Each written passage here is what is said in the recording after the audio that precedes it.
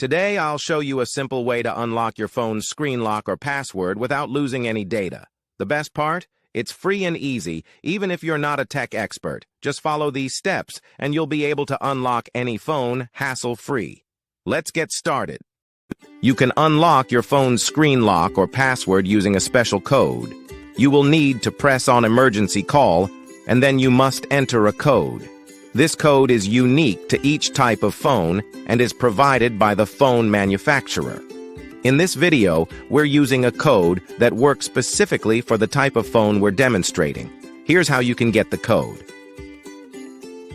Visit this website that provides unlock codes for free using a unique method. And that's it.